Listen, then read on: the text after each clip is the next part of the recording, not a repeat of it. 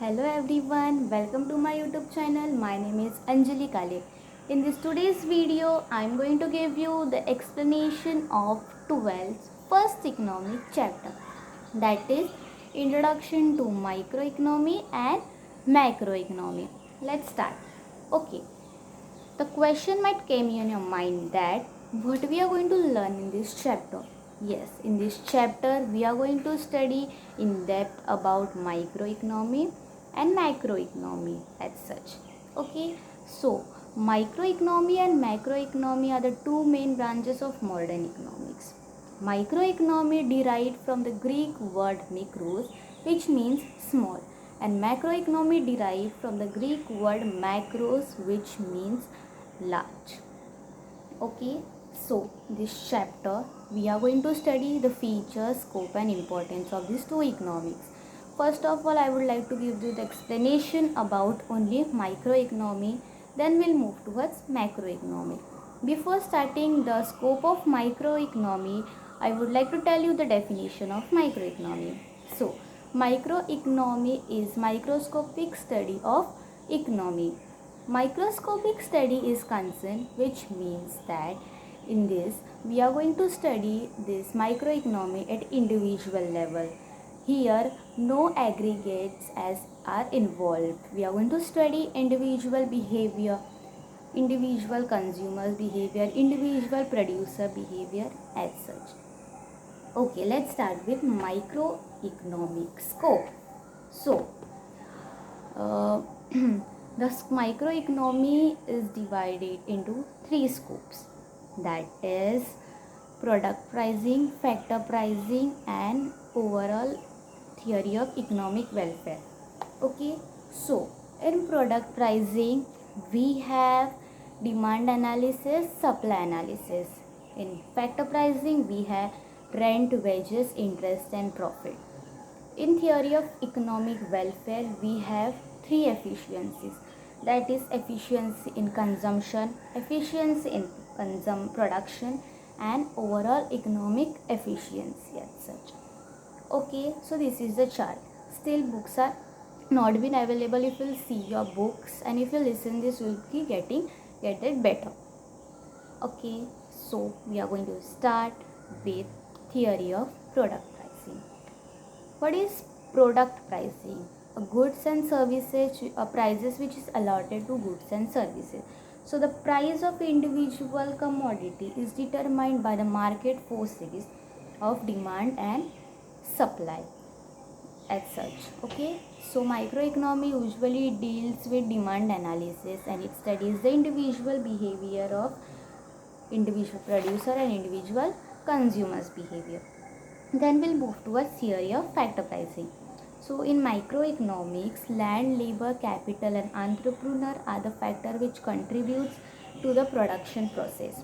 So microeconomy helps in determining the factor rewards for land, labor, capital, and entrepreneur in the way of in capital in the form of uh, rent, wages, interest, and profit. They are given rewards to that particular persons which is being contributing towards economic process. Now we are moving towards theory of economic welfare. So theory of economic welfare basically deals with efficiency in allocation of resources. Efficiency in allocation of resources is attained when it is a maximization of satisfaction of needs. Okay, so satisfaction is concerned, we know we are unsatisfied, means a person's satisfaction level is goes beyond limit. We are never satisfied, we are always unsatisfied as such. Because of this reason, this theory of economic welfare has its three efficiencies. And first efficiency is efficiency in production. So efficiency in production usually means the producing maximum amount of goods and services from given resources, given money. So whatever money you have, from that money you have to produce a good sufficient amount of resources which will satisfy people. Now efficiency in consumption. Efficiency in consumption means distribution of goods and services among the people for consumption in such a way to maximize the satisfaction level of the society. Okay, and the third and not the least is overall economic efficiency. Overall economic efficiency is concerned with all of this process. It means production of those goods which are most desirable by the people. Have you learned about the utility?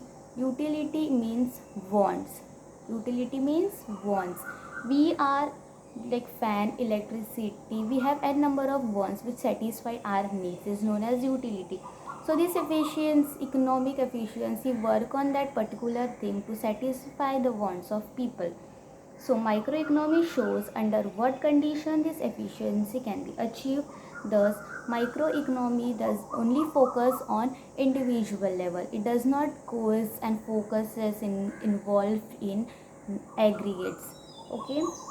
So price theory, resources allocation is does not study the aggregates relating to the whole country. This approach does not study national income, then unemployment, poverty, investments, saving, etc. So microeconomy only studies the individual behavior. So we have done with the scope of microeconomics. Okay, so now in this next video I'm going to explain you about the features of microeconomy. Thanks for watching.